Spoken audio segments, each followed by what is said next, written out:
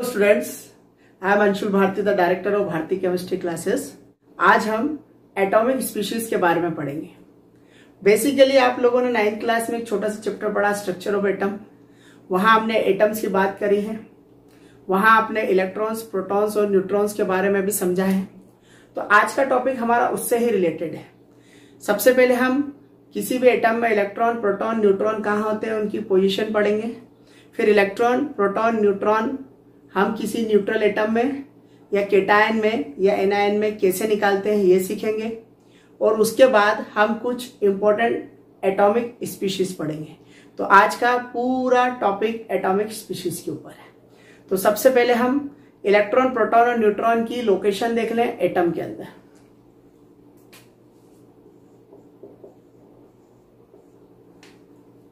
Since according to J Thomson model, atom is a spherical. Atom sphere होता है, like watermelon, तरबूज की तरह आपने 9th में पढ़ा है, जिसमें जो रेड पल्प होता है, ठीक है, जो रेड पल्प होता है वो पॉजिटिव चार्ज होता है और जो ब्लैक सीड्स होते हैं वो नेगेटिवली चार्ज इलेक्ट्रॉन्स होते हैं। और इससे साबित हुआ था कि एटम इलेक्ट्रिकली न्यूट्रल है। बाद में एटम का फ्लैट मॉडल, 3 डायमेंशन मॉडल भी डिस्कवर किया है, लेकिन सबसे पहले बेसिक हम इसको वाटरमेलन मॉडल, मतलब जो स्फेरिकल मॉडल है, उससे समझेंगे। आप सपोज करें कि एटम स्फेरिकल है, ठीक है। अब इस एटम का जो सेंट्रल पार्ट है इसे हम न्यूक्लियस बोलते हैं। क्या बोलते हैं हम? न्यूक्लियस। इस न्यूक्लियस में प्रोटॉन होते हैं प्लस न्यूट्रॉन होते हैं, और ये जो बाहर वाला पार्ट होता है न्यूक्लियस के आसपास, इसे हम ऑर्बिट बोलते हैं, या सिंपल भाषा में शेल बोलते हैं। आपने पढ़ा होगा KLMN शेल। तो इस ऑर्बिट के अंदर इलेक्ट्रॉन होता है जो इस न्यूक्लियस के आसपास एक वेल डिफाइंड सर्कुलर पाथ में क्या करता है? रिवॉल्व करता है। ये जो सेंट्रल पार्ट होता है वो न्यूक्लियस कहलाता है। इसके अंदर प्रोटॉन होते हैं, साथ ही साथ इसमें न्यूट्रॉन होते हैं, ठीक है। अब ध्यान से देखें, ये जो प्रोटॉन होते हैं वो पॉजिटिवली चार्ज होते हैं, ये जो न्यूट्रॉन होते हैं ये न्यूट्रल होते हैं, और ये जो इलेक्ट्रॉन होते हैं वो नेगेटिवली चार्ज होते हैं,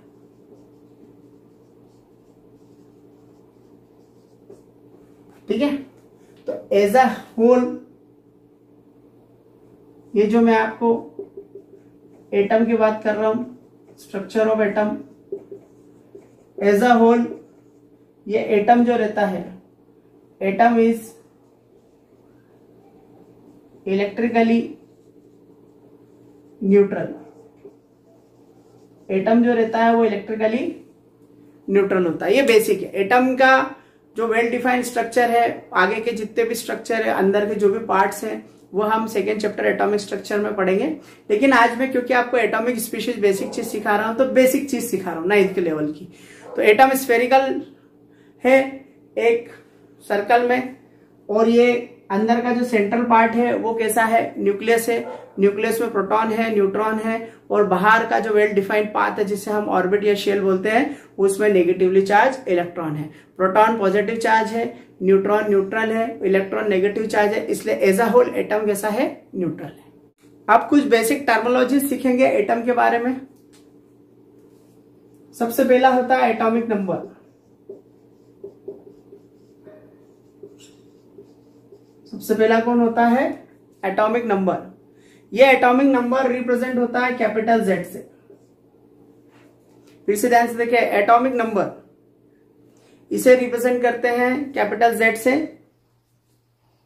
इन case of atom is neutral, मतलब एटम पे चार्ज नहीं है।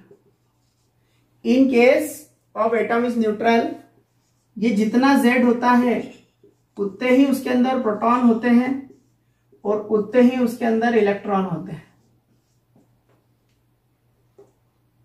उतने ही उसके अंदर इलेक्ट्रॉन होते हैं, number of proton and number of electron. अब लेकिन ये कंडीशन अप्लाई है, एटम का न्यूट्रल होना जरूरी है। एग्जाम्पल देखें, अगर मैंने आपसे बोला कि सोडियम है, उसका एटॉमिक नंबर 11 है, तो अगर उसका एटॉमिक नंबर 11 है तो उसमें प्रोटॉन भी 11 है और इलेक्ट्रॉन भी कितने हैं, 11 है। लेकिन कब, फिर से सुन ले, कब, एटम जब न्यूट्रल होगा।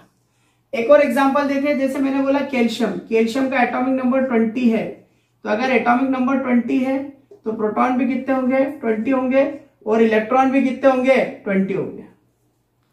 ठीक है, लेकिन ये कब होगा, जब एटम कैसा होगा, न्यूट्रल, है ना। केटायन एनायन के केस में फॉर्मूला नहीं लगेगा, कब लगेगा, जब एटम कैसा होगा, न्यूट्रल। अब अगर हम देखें, एटॉमिक नंबर के बाद आता है atomic mass. Atomic mass is represented by capital A और ये बराबर होता है सम ऑफ प्रोटॉन प्लस न्यूट्रॉन के। ये सब बेसिक फॉर्मूले हैं, क्वेश्चन सॉल्व करने में काम आएंगे। एटॉमिक मास सम होता है प्रोटॉन प्लस न्यूट्रॉन का। क्लियर हो गए, जितने उसके अंदर प्रोटॉन है और न्यूट्रॉन है उसका सम करें तो एटॉमिक मास आएगा। और अगर आपको नंबर ऑफ न्यूट्रॉन निकालना है, नंबर ऑफ न्यूट्रॉन को कैलकुलेट करना है, तो आप कर सकते हैं, उसके एटॉमिक मास में से नंबर ऑफ प्रोटॉन को माइनस कर दें। क्लियर है, तो हमारे 3 बेसिक फॉर्मूले हैं, ध्यान से देखें। Atomic number, number of proton के बराबर, नंबर ऑफ प्रोटॉन इलेक्ट्रॉन के बराबर, लेकिन कब, एटम जब न्यूट्रल है। एटॉमिक मास सम है किसका, number of proton plus number of neutron का। और अगर आपको न्यूट्रॉन निकालना है तो एटॉमिक मास में से प्रोटॉन को क्या कर दे, माइनस कर दे। क्लियर हो गया, तो ये थे बेसिक फॉर्मूले एटॉमिक नंबर के, एटॉमिक मास के या नंबर ऑफ प्रोटॉन को कैलकुलेट करने के। अब हम आपको नंबर ऑफ इलेक्ट्रॉन कैलकुलेट करना सिखाएंगे जब एटम न्यूट्रल नहीं होगा, एटम पे चार्ज होगा। और अगर वो एटम पे चार्ज होगा तो फिर वो एटम नहीं होगा, क्या होगा, आयन होगा। अब आयन भी 2 होते हैं, एक होता है केटायन और एक होता है एनायन। तो आयन के केस में नंबर ऑफ इलेक्ट्रॉन्स हम कैसे कैलकुलेट करते हैं, देखिए इसमें। In case of cation, in case of cation, तो नंबर ऑफ इलेक्ट्रॉन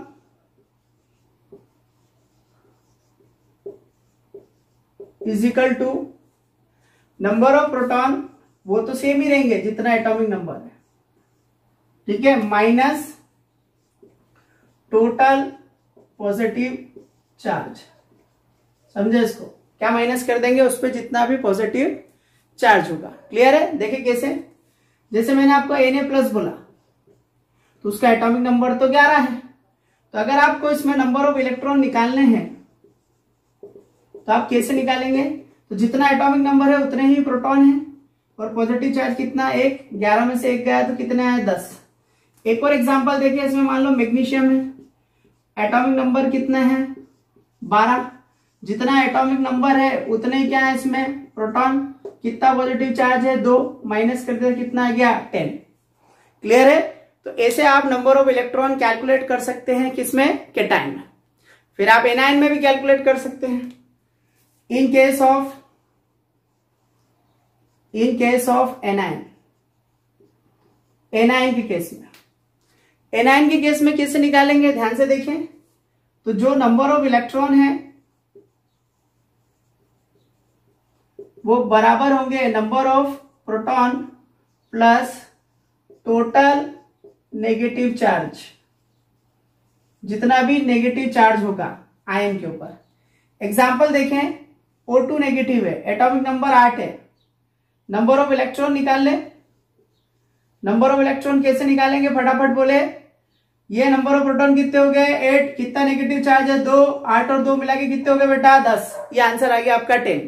एक और एग्जांपल देखिए इसके अंदर फटाफट, N3 नेगेटिव, एटॉमिक नंबर कितना है, 7, नंबर ऑफ इलेक्ट्रॉन निकालना है आपको, फटाफट देखिए, प्रोटॉन भी कितने होंगे, 7, कितना नेगेटिव है, 3, टोटल कितने हो गए, 10। तो ये हमारा फॉर्मूला हो गया कि नंबर ऑफ इलेक्ट्रॉन अगर हमको केटायन में निकालना है तो number of proton minus total positive charge, और अगर हमें एनायन में निकालना है तो number of electron is equal to number of proton plus total negative charge. तो ये कुछ बेसिक फॉर्मूले थे एटॉमिक नंबर के, एटॉमिक मास के, नंबर ऑफ प्रोटॉन निकालने के, या फिर आपको अगर नंबर ऑफ न्यूट्रॉन निकालना है तो आप नंबर ऑफ न्यूट्रॉन भी निकाल सकते हो। इलेक्ट्रॉन आप केटाइन में भी निकाल सकते हो और एनायन में निकाल सकते हो। क्योंकि अब मैं जो आपको अगले टॉपिक पढ़ा रहा हूं वो टॉपिक तभी आएंगे जब आपको ये बेसिक फॉर्मूले आएंगे। क्लियर है? ठीक है, अब हम आगे जाएंगे। अब हम सीखेंगे important atomic species. Important atomic species 6 प्रकार की होती है। इसमें से आपने 2 9th में भी पढ़ी है, एक है आइसोटोप और एक है आइसोबार। लेकिन अभी इस साल हम टोटल 6 पढ़ेंगे। तो हम स्टार्ट करते हैं। सबसे पहले पढ़ते हैं हम आइसोटोप।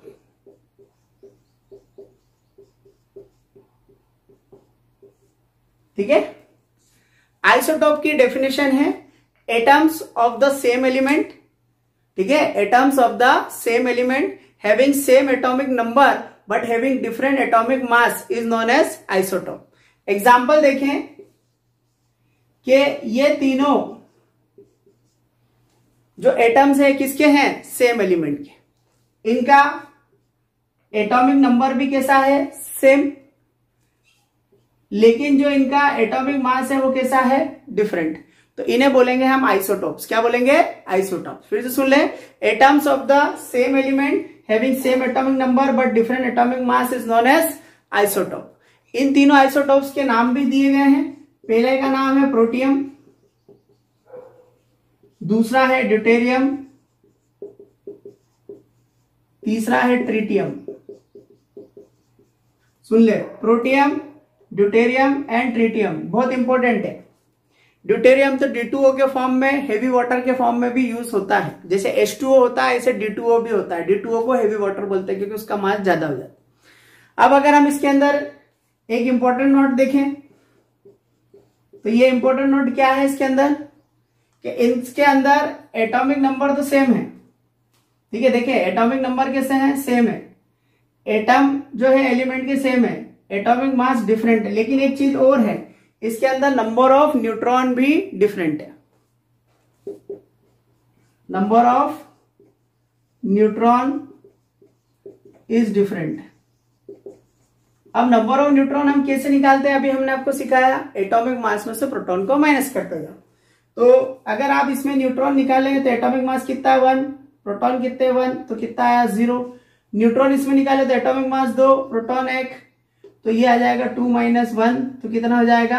1। न्यूट्रॉन इसमें निकाले, एटॉमिक मास 3, प्रोटॉन 1, 3 - 1, तो कितना हो जाएगा? 2। तो ये हो गया आपके नंबर ऑफ न्यूट्रॉन। तो इसके अंदर नंबर ऑफ न्यूट्रॉन जो है वो कैसे है? डिफरेंट है। तो ये आपकी पहली एटॉमिक स्पीशीज हो गई। नाम क्या है? आइसोटोप्स। फिर एक बार रिपीट कर देता हूं, atoms of the same element having same atomic number but different atomic mass is known as isotope. Hydrogen के केस में प्रोटियम अकेला ऐसा एलिमेंट होता है पूरे पीरियोडिक टेबल में जिसके पास 0 न्यूट्रॉन होते हैं। कॉम्पिटिटिव में पूछ सकते हैं, हाइड्रोजन मत बोलना। हाइड्रोजन का कौन सा फॉर्म? प्रोटियम, जिसके अंदर 0 न्यूट्रॉन होते हैं। बाकी सब में कम से कम 1 न्यूट्रॉन तो प्रेजेंट होता है।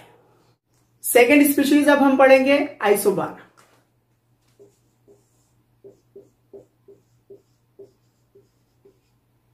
आइसोबार की डेफिनेशन देखें। आइसोबार जो रहता है उसमें उल्टा हो जाता है आइसोटोप्स का। इसमें एटम्स होते हैं डिफरेंट एलिमेंट के, एटॉमिक नंबर कैसा होता है? डिफरेंट, लेकिन एटॉमिक मास कैसा होता है? सेम। पूरी आइसोटोप की रिवर्स डेफिनेशन है। जैसे मैंने आपसे बोला कि एटम्स है डिफरेंट एलिमेंट के, एटॉमिक नंबर भी कैसा है? डिफरेंट, बट एटॉमिक मास कैसा है? सेम। इसे बोलते हैं आइसोबार। क्या बोलते हैं? आइसोबार। आइसोबार की खासियत यह है कि इसके अंदर एटॉमिक नंबर डिफरेंट होता है, एलिमेंट के एटम्स जो रहते हैं वो भी कैसे होते हैं? डिफरेंट होते हैं। नंबर ऑफ न्यूट्रॉन जो रहते हैं वो भी कैसे? डिफरेंट होते हैं। फिर से ध्यान से देखें, इसकी खासियत ये है कि इसके एटम्स भी डिफरेंट है, इसका एटॉमिक नंबर डिफरेंट है, इसके नंबर ऑफ न्यूट्रॉन भी डिफरेंट है। सिर्फ सेम क्या है? सेम क्या है? सेम सिर्फ क्या है? Atomic mass. और डिफरेंट क्या क्या है इसके अंदर? ध्यान से देखिए, डिफरेंट क्या क्या है इसके अंदर? Atomic number. और क्या है डिफरेंट इसके अंदर? अगर आप देखें एटॉमिक नंबर का, एटम्स ऑफ एलिमेंट। और क्या डिफरेंट है इसमें? Number of neutron.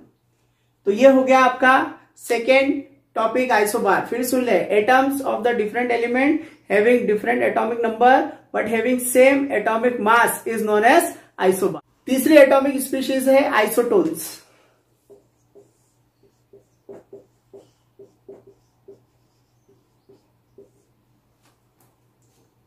आइसोटोन्स की अगर हम बात करें, इसकी डेफिनेशन हम एग्जांपल से बनाते हैं। देखिए कैसे, अगर हम एटम्स ले डिफरेंट एलिमेंट के, जिनका एटॉमिक नंबर भी कैसा हो, डिफरेंट, एटॉमिक मास भी कैसा हो, डिफरेंट।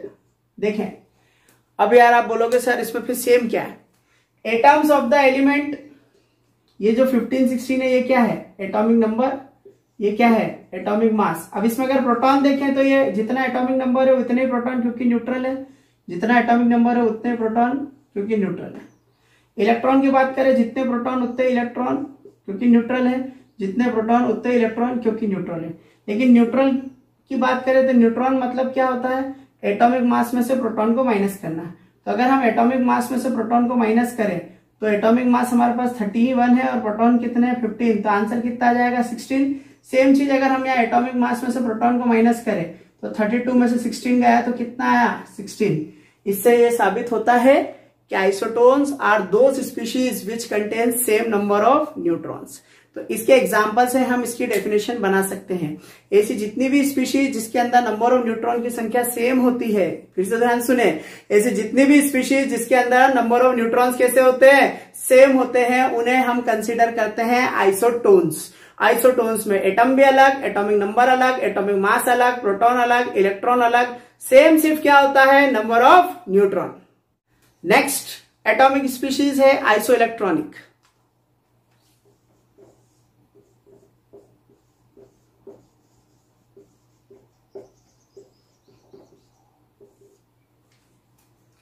आइसो इलेक्ट्रॉनिक, देखो अभी तक हमने सभी वर्ड्स में पढ़ा isotope, atomic number same, isobar, atomic mass same, isotone, number of neutron same. Iso electronic क्या है?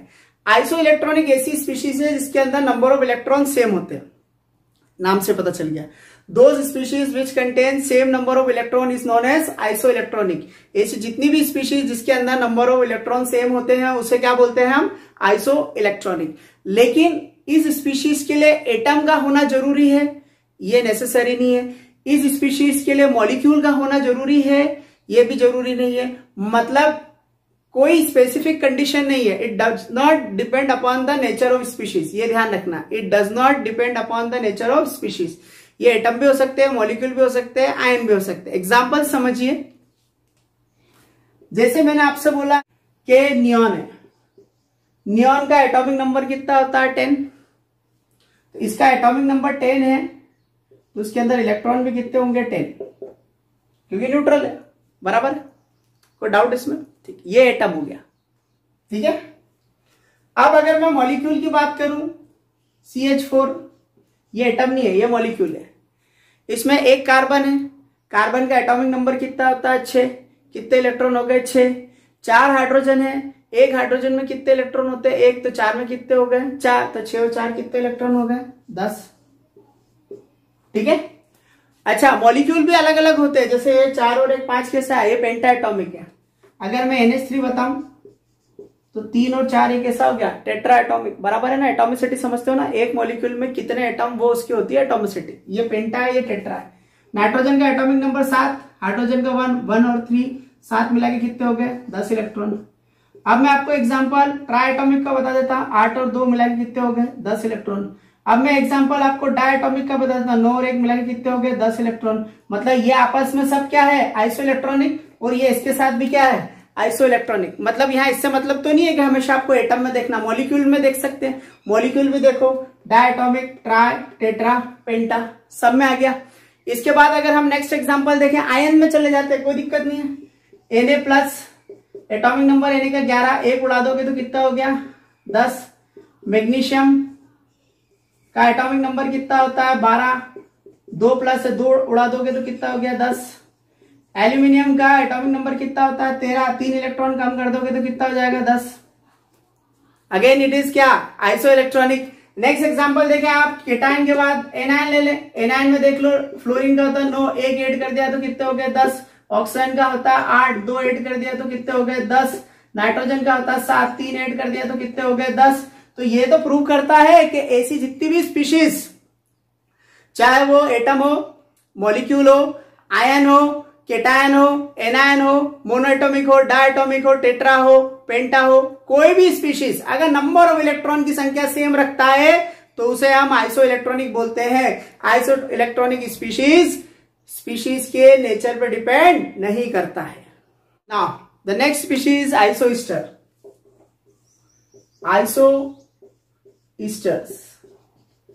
आइसोईस्टर्स एंड आइसो इलेक्ट्रॉनिक दोनों स्पीशीज में एक सिमिलैरिटी है कि दोनों के अंदर नंबर ऑफ इलेक्ट्रॉन सेम है। तो आप सोचोगे कि सर हम इसे आइडेंटिफाई कैसे करेंगे? तो एक सिंपल सा कंसेप्ट है कि जितनी भी आइसो इलेक्ट्रॉनिक स्पीशीज होती है उसके अंदर नंबर ऑफ इलेक्ट्रॉन सेम होते हैं और वो स्पीशीज के नेचर पे डिपेंड नहीं करती है कि उसमें एटम सेम है कि डिफरेंट है, ठीक है, कि वो केटायन है कि एनायन है। लेकिन आइसोईस्टर के अंदर नंबर ऑफ इलेक्ट्रॉन के साथ साथ नंबर ऑफ एटम भी कैसे होना चाहिए? सेम। तो those species which contain same number of electron along with same number of atom is known as isostere. इसे हम एग्जांपल से समझते हैं कि अगर हमने सिलिकॉन लिया तो सिलिकॉन का एटॉमिक नंबर 14 होता है, तो उसके अंदर इलेक्ट्रॉन कितने होते हैं? 14। फिर अगर हमने यहां पे नाइट्रोजन लिया तो नाइट्रोजन डायटोमिक है और सिलिकॉन कैसा है? मोनोएटॉमिक है। अब एक नाइट्रोजन में 7 इलेक्ट्रॉन होते हैं तो 2 नाइट्रोजन में कितने इलेक्ट्रॉन होते हैं? 14। तो अगर हम इन दोनों में कंपैरिजन करें तो ये आइसो इलेक्ट्रॉनिक तो है, लेकिन आइसोईस्टर की बात करें तो आइसोईस्टर नहीं है।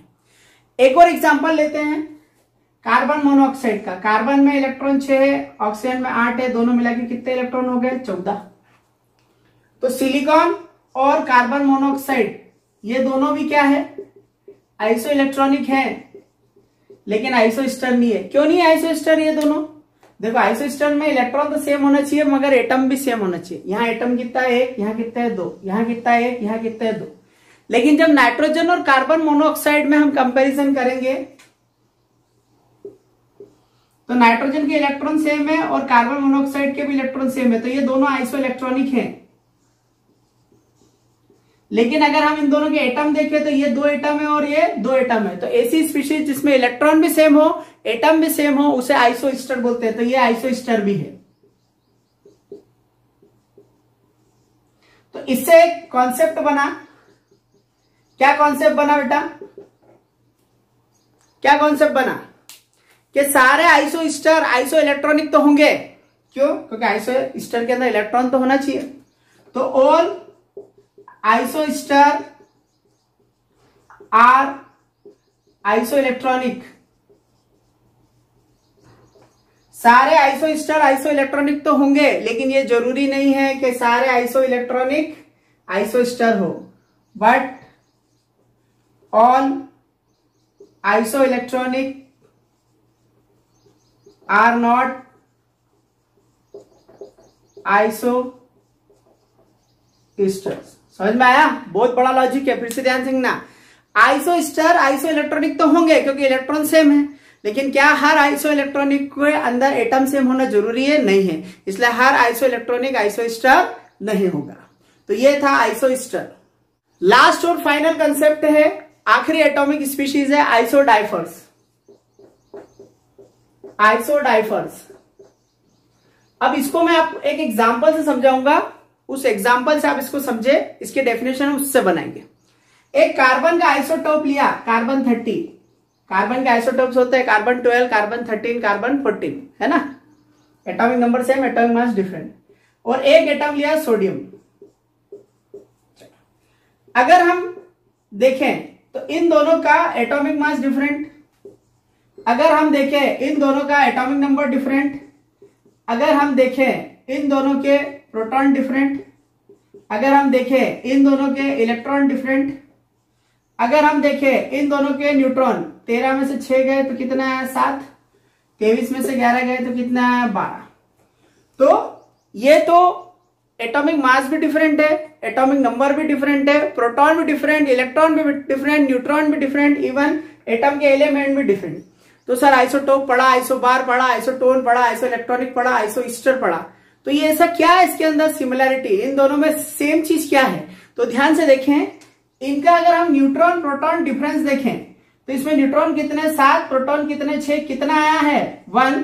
अगर हम इसके अंदर का न्यूट्रॉन प्रोटॉन डिफरेंस देखें तो इसमें न्यूट्रॉन कितने हैं 12, प्रोटॉन कितने हैं 11, और इसमें भी डिफरेंस कैसा है 1। ऐसी जितनी भी स्पीशीज जिसके अंदर न्यूट्रॉन प्रोटॉन का डिफरेंस सेम हो, ठीक है, उसे बोलते हैं आइसोडाइफर्स। समझ में आ गया? ऐसी जितनी भी स्पीशीज जिसके अंदर न्यूट्रॉन प्रोटॉन का डिफरेंस सेम हो उसे क्या बोलेंगे? आइसोडाइफर्स। तो एटॉमिक नंबर अगर सेम और एटॉमिक मास डिफरेंट तो आइसोटोप, एटॉमिक नंबर डिफरेंट और एटॉमिक मास सेम तो आइसोबार, ऐसी स्पीशीज जिसमें न्यूट्रॉन सेम आइसोटोन्स, ऐसी स्पीशीज जिसमें इलेक्ट्रॉन सेम, ठीक है, बट कंडीशन नेसेसरी नहीं कि एटम भी सेम हो, आइसो इलेक्ट्रॉनिक, ऐसी स्पीशीज जिसमें इलेक्ट्रॉन के साथ एटम भी सेम, आइसो ईस्टर, और ऐसी स्पीशीज जिसमें न्यूट्रॉन प्रोटॉन डिफरेंस सेम है उसे बोलते हैं आइसोडाइफर्स। तो बेटा ये आज का हमारा लेक्चर था, इसमें हमने आपको इलेक्ट्रॉन प्रोटॉन न्यूट्रॉन कैलकुलेट करना सिखाया, साथ ही साथ isotope, isobar, isotone, isoelectronic, isostere, isodiapher, atomic species भी सिखाई। I hope you like this video. Please like it and subscribe it. Thank you. Stay home, stay safe.